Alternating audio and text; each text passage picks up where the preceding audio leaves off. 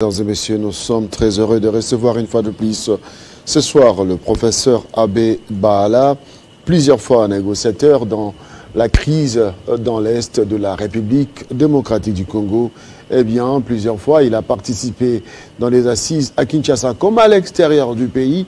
Et pour cela, nous l'avons invité pour décrypter les discours du chef de l'État prononcés hier soir. Professeur Abbé Baala, bonsoir. Bonsoir Crispin, et très heureux encore une fois d'être sur ce plateau. Je rentre encore une fois d'un déplacement à l'extérieur de Kinshasa. Eh bien, vous êtes au Gabon. C'est avec plaisir que je suis là. Vous êtes au Gabon, merci des retours. À Kinshasa, nous avons eu l'information, nous vous invitons directement pour cette actualité qui, aujourd'hui, domine la toile, domine la presse congolaise, même la presse internationale. Le message du chef de l'État, Félix Antoine Tshisekedi Tshilombo, à la nation congolaise, en tant qu'analyste politique, froidement, comment avez-vous trouvé ce discours? Eh bien, laissez-moi vous dire d'abord que lorsque un chef de l'État s'adresse à son peuple avec une telle solennité, quelqu'un qui justement analyse les faits politiques et qui voit la trame de ce drame et de cette tragédie qui se passe dans notre pays ne peut que être conforté dans une certaine mesure. D'abord, je me suis rendu compte que on dirait que le président de la République a suivi nos discussions lorsque nous les faisions ici, parce qu'il a exactement dit ce que effectivement le peuple voulait entendre.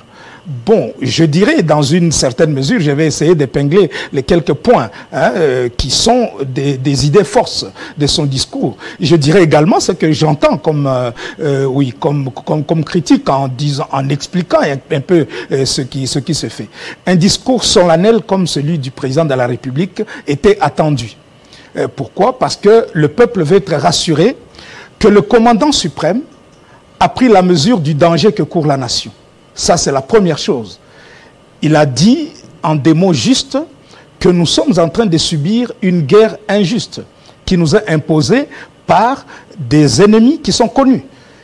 Et il a mis, il a d'abord demandé, il a d'abord dit que nous sommes en face d'une volonté de nuire aux intérêts de la République démocratique du Congo, et que la guerre que nous sommes en train de subir est une guerre qui provient de la volonté de puissance des nations qui veulent mettre la main sur nos richesses, il l'a bien souligné, en utilisant des proxys que sont les pays voisins, et notamment le Rwanda.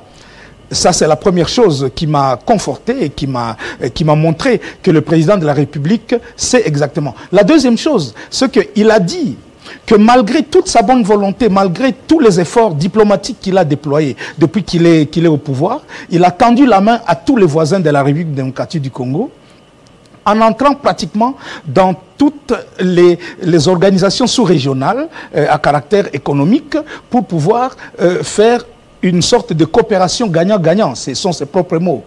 Mais il dit qu'il est déçu de voir que les autres ont profité de sa bonne foi et n'ont pas respecté les engagements qui étaient pris.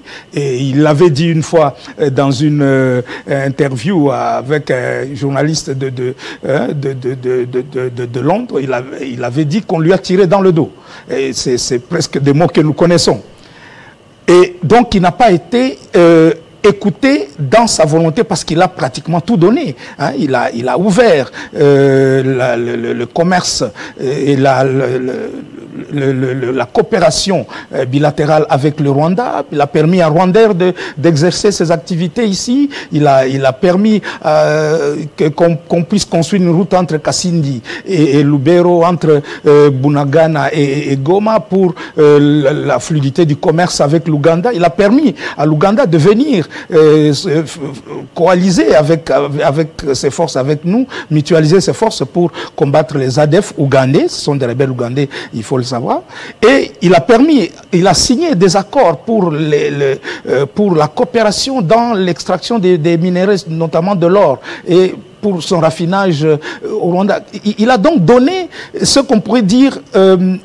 si les autres n'étaient intéressés que par une coopération, il l'a fait. Entre-temps, il a commencé, il a dit, c'était le troisième point de son message, il a dit que la République démocratique du Congo n'est pas un pays xénophobe, ce n'est pas un pays qui pratique... Il a même fait un appel en disant que les gens ne tombent pas dans le piège hein, du délit des faciès ou des conflits intercommunautaires, parce que cela donnerait mettrait de l'eau dans le moulin hein, de ceux qui nous combattent, parce que c'est leur argumentaire, nous en parlerons tout à l'heure.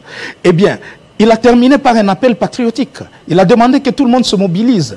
Il a notamment demandé aux jeunes de s'engager dans l'armée. Ça, c'était le dada. Je vous ai dit l'autre jour que nous ne pouvons pas gagner cette guerre qu'on nous fait, qui dure depuis plus de 25 ans, si nous n'avons pas une force militaire qui est la nôtre, non pas un conglomérat de soldats ramassés au cours des brassages, des mixages, des malaxages, ce vocabulaire brassicole que je déteste, hein, et qui nous a coûté cher jusqu'ici, qui affaiblit nos forces de défense. Aujourd'hui, je suis heureux de voir que le président de la République dit lui-même ce que l'autre jour nous disions sur ce plateau, en disant que le fait que le ministre de la Défense, Gilbert Kabanda, a présenté pour la première fois une loi de programmation militaire. On sait désormais quel est le budget de l'armée, qu'est-ce qu'on va faire avec l'armée, qui on va former, comment on va le former, de quelle manière seront les unités de l'armée, etc. Quelles sont les filières, comment on va faire l'industrie de l'armement, etc. C'est la première fois depuis 1960 que l'on fait une loi de programmation militaire. Le ministre de la Défense a ajouté quelque chose d'autre, parce que les choses, il faut voir les choses avec prospective. Et cette prospective-là, nous avons la chance d'avoir un ministre de la Défense qui est visionnaire. Il a fait un texte de loi nationale, de loi sur un texte de politique de défense nationale, où justement, il est prévu justement la création de cette nouvelle armée avec l'enrôlement des jeunes, avec des gens qui seront des réservistes, avec des gens qui vont coopérer avec l'armée tout en restant peut-être dans leur travail, comme ça se fait dans d'autres pays, où pratiquement dans ce texte, il est prévu le service militaire obligatoire. Et pourtant, et ça se trouve dans la Constitution déjà. Et donc, aujourd'hui, lorsqu'on voit, lorsqu'on entend le président de la République faire cet appel solennel, il nous appelle à la mobilisation. Eh bien, nous sommes confortés parce que cette mobilisation, nous l'avions déjà commencé. Avant qu'il ne lance cela, vous vous rappelez qu'au mois de juin, nous étions allés à Bukavu avec toute une équipe de collègues professeurs et des amis de la société civile pour faire une conférence sur l'éveil et le sursaut, patriotique en soutien au FARDC, évidemment aussi à son commandant suprême, c'est clair, mais pour la cohésion nationale, pour que les gens prennent conscience. Très bien. Alors, donc, nous allons progresser. Vous avez dit quelque chose qui m'a intéressé. Vous avez parlé du président de la République qui a utilisé la voie diplomatique, et politique. Il a été déçu. Oui. Vu que le chef est déçu par tout ce qu'il a entrepris comme voie pacifique pour la guerre, pour éviter la guerre, donc à ces jours, nous allons assister à quoi? À quoi allons-nous assister maintenant? Qu'est-ce que nous allons privilégier? Qu'est-ce que le chef va privilégier pour réellement vider la guerre, vider la problématique de la guerre dans l'Est de la République démocratique du Congo? Donc, à ce jour, comme le chef de l'État l'a dit si bien dans son message, il a utilisé les moyens pacifiques, il a privilégié la diplomatie, mais il a eu l'impression, pas l'impression, mais que le constat fait est que les efforts de la diplomatie ont démontré leurs limites. Maintenant, qu'est-ce que doivent faire les autorités congolaises? L'unique voie qui reste, c'est la voie de la guerre. Écoutez, un chef de l'État ne peut pas être un va-t-en-guerre. n'est-ce pas, dans un discours solennel qu'il fait à la nation. J'ai entendu des gens dire, oh, nous nous attendions, on sait qu'il utilise des mots très forts pour appeler les gens, pour couper d'abord les relations diplomatiques avec le Rwanda, pour déclarer la guerre au Rwanda, etc. Non. Un chef ne peut pas être un va-t-en-guerre. Il doit être un sage. Parce que la guerre, nous sommes en train de la vivre. La montée en puissance des forces armées, elle est en train de se faire discrètement. On sait très bien que le recul que l'on a fait, c'est juste pour permettre aux troupes de pouvoir se rassembler et pour que le chef d'état-major nouveau, parce qu'il a fait des gestes qui ne trompent pas. Il a chambardé son état-major de l'armée pour rendre ce corps de commandement beaucoup plus efficace, beaucoup plus résilient, beaucoup plus utile. Et ce corps, il est en train de se faire. Vous avez appris que les troupes sont en train d'être dotées pour le moment. D'ailleurs, il y a toute une délégation ministérielle qui est à Goma, vous voyez, sur le terrain des opérations. Le ministre de la Défense avec le ministre de l'Industrie, le ministre des Affaires humanitaires et d'autres n'ont pas hésité à aller au secours de la population. Mais en réalité, c'est aussi pour inspecter le front et savoir le chef d'état-major chargé des opérations. Il est allé là-bas, le général Chico. Il est allé là-bas déjà. Donc, le président de la République, dans les discours, ne peut pas dire « maintenant, nous déclarons la guerre au Rwanda ». Ça ne se fait pas. Nous sommes toujours membres de l'East African Community. Vous comprenez? Il ne peut pas lâcher cette voie pacifique qui peut peut-être, qui le sait. Nous savons, vous et moi, nous savons très bien que M. Kagame et les gens qui dirigent le Rwanda aujourd'hui, donc à Kigali, ce sont des gens qui manient le mensonge et la roublardise. Ça, nous l'avons déjà dit. Ça s'appelle chez eux Ubwenge. C'est une culture. C'est toute une culture. Il dit non quand il pense oui. Il dit oui quand il pense non. Et donc, vous signez quelque chose avec lui, sachez que vous n'avez rien signé du tout. Parce qu'il n'accepte, il ne poursuit que son but. Et vous savez que le but poursuivi par le Rwanda aujourd'hui, c'est mettre la main sur un territoire. Parce que depuis le début de toutes les négociations qu'on a faites, depuis Sun City, depuis Addis Abeba, nous sommes allés à Sun City, nous sommes allés à Entebbe, à Kampala, nous sommes rentrés à Goma, Nairobi, etc. Regarde tout ce que on est en train de faire, Luanda, et encore une fois Nairobi, etc. Nous allons de négociation à négociation et c'est toujours les mêmes griefs qui reviennent, les mêmes revendications qui reposent sur des mensonges éhontés. Premier mensonge. Ils disent que les populations, ils appellent ça. Moi, j'aime pas le terme rwandophone. Parce que toi et moi, nous sommes francophones, non? Est-ce que cela fait de nous des Français? Hein? Pas du tout. Non, toi et moi, nous ne sommes pas Français. Nous sommes des Congolais. Donc, le fait de parler une langue ne peut pas être...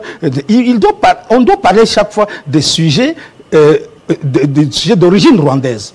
Alors, il dit que les populations d'origine rwandaise qui vivent au Congo sont en danger de mort, en danger de génocide, menacés par d'autres populations d'origine rwandaise qui vivent au Congo. Et que lui, il doit faire la guerre pour protéger les populations d'origine rwandaise qui vivent au Congo contre des rebelles d'origine rwandaise qui vivent au Congo. Est-ce que quelqu'un comprend cette logique-là? Pourquoi lui, un étranger, devrait venir protéger des Congolais sur le sol congolais? Il manie le mensonge et vous entendez cette littérature. Ce mensonge a duré depuis 20 ans. Aujourd'hui, 25 ans. 25 ans. Alors, depuis le génocide du Rwanda, 30 ans déjà. Professeur Bala, ce qui choque, c'est de voir que même l'Union africaine appelle la RDC à dialoguer. Mais nous allons dialoguer avec qui et sur quelle matière? C'est ça, c'est justement ça l'enjeu de ces pourparlers qu'on est en train de faire. Eux font ce qu'ils font, ça s'appelle fight and talk, talk and fight. Donc aujourd'hui, ils vous appellent au dialogue. On a dialogué à Sun City, nous avons inclus des gens dans le gouvernement, n'est-ce pas, dans les institutions, dans l'armée. Après, il y a eu scisparité de ce mouvement, le mouvement RCD est devenu CNDP. Le CNDP utilisant les mêmes officiers d'origine rwandaise, n'est-ce pas, qui viennent et qui commencent leur guerre, qui se battent avec la même rhétorique. Nos réfugiés ne sont pas encore rentrés, nous réclamons d'être pris en compte, mais ils sont déjà pris en compte. Ils avaient même un vice-président de la République. Vous comprenez? Azarias Roubero à l'époque. Mais oui, donc, mon frère Azarias, il sait très bien que ces trucs-là, c'était un mensonge. Tous les grands généraux de Banyamulenge qui nous ont aidés d'ailleurs dans la guerre, comme Massunzu, n'est-ce pas, hein, ils savent très bien que cette histoire, c'est des mensonges. C'est une histoire à dormir debout. Ils ne sont pas avec Kigali. Ils savent que Kigali essaie d'utiliser ce prétexte là-bas. Vous comprenez? Et bien, le CNDP, nous terminons de négocier avec le CNDP, nous introduisons des gens, nous donnons l'amnistie. C'est moi, comme rapporteur général du comité de suivi, qui était chargé non seulement de la démobilisation de ces gens là-bas, de leur réinsertion dans l'armée. Donc je connais les listes de tous ceux qui sont entrés dans l'armée, mais c'est moi qui suis allé négocier. Nous avons fait ce travail avec la MONUC en ce moment-là pour aller retirer de la prison ceux qui étaient emprisonnés pour fait de guerre parce qu'ils avaient été emprisonnés comme prisonniers de guerre du CNDP. Je sais donc que c'est un prétexte. Le CNDP, les mêmes généraux qui étaient là-bas, Bosco Ntaganda et ses amis, ils ont créé, avec Kazarama et les autres, ils ont créé encore une fois le M23. Le M23 fait des histoires. Le président Kabila est fatigué des négociations parce que quand nous sommes allés à Kampala en 2012, nous sommes rentrés avec un constat d'échec. Ils revenaient avec les mêmes griefs. Oh, nos réfugiés, nous devons être réinsérés dans l'armée. Hein? Avec grade et titre, etc.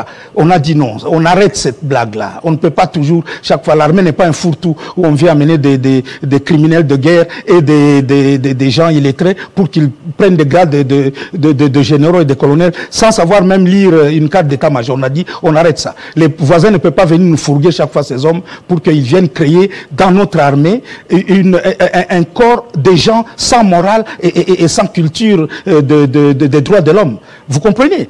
Ces gens-là, c'est eux qui ont fait le rapport. Mapping raconte leurs œuvres. Ce sont les mêmes qui ont tué des gens, qui ont massacré des femmes et des gens. Tout ça. Alors, maintenant, écoutez. Parce que j'ai l'impression qu'on veut nous imposer là, des dialogues. Aller dialoguer avec... C'est la question. C'était le deuxième point que je voulais développer.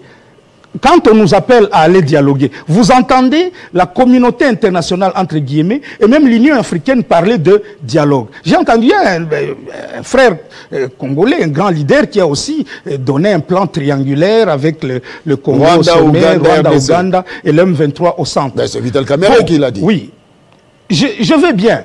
Mais le même constat que nous avions fait va revenir encore. Parce que chaque fois qu'on ce sont les mêmes revendications. Ce sont les mêmes revendications. Ils veulent que l'Est de la partie Est du Congo soit une zone neutre, une zone franche au niveau économique. Vous comprenez leur intérêt, l'intérêt de tous ces voisins, n'est-ce pas? Leurs économies ne peuvent pas survivre à une coopération saine. Beaucoup d'entre eux ne peuvent utiliser que la prédation, surtout le Rwanda. Vous comprenez? Parce et c'est là que je veux arriver. Le Rwanda n'est que le sommet de l'iceberg de ceux qui sont derrière toute cette tragédie et qui ont planifié cela. Oui, depuis Bill Clinton, etc., le président américain, quand il voulait créer ce qu'il appelait de nouveaux leaders. Et ils avaient une rivalité avec la France pour la mainmise sur les richesses du Congo. Vous savez que cette rivalité-là existe. Et ils ont choisi des pays proxy, comme le Rwanda, l'Ouganda, le Burundi, pour qu'ils puissent créer un foyer, foyer permanent de non-droit dans cette région. Maintenant que les dialogues semblent nous être imposés par l'Union africaine, est-ce que les autorités congolaises doivent accepter d'aller encore dialoguer sous les auspices de l'Union africaine? Que doit-on faire? La politique de la chaise vide n'est jamais payante. Elle ne paye pas. Quand les autres vous appellent à parler, allez parler, mais apportez un argumentaire qui puisse valoir la peine. C'est-à-dire, faites en sorte que pendant que vous êtes en train de parler, vous récupérez les territoires que les autres ont occupés. C'est-à-dire, vous faites ce qu'ils font. Allez parler, demandez-leur ce qu'ils veulent. Ubenge, c'est la même chose. C'est-à-dire qu'il faut utiliser les mêmes méthodes que les autres. Mais aller avec un argumentaire, mais surtout ne pas se tromper d'ennemi.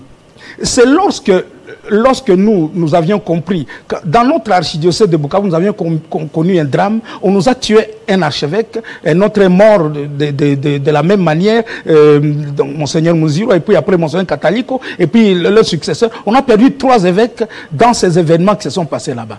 Vous savez que jusqu'ici, l'officier rwandais qui avait tué Monseigneur Muziro n'est pas encore condamné. Donc il est tranquille. Nous connaissons son nom. Tout le monde sait de qui il s'agit.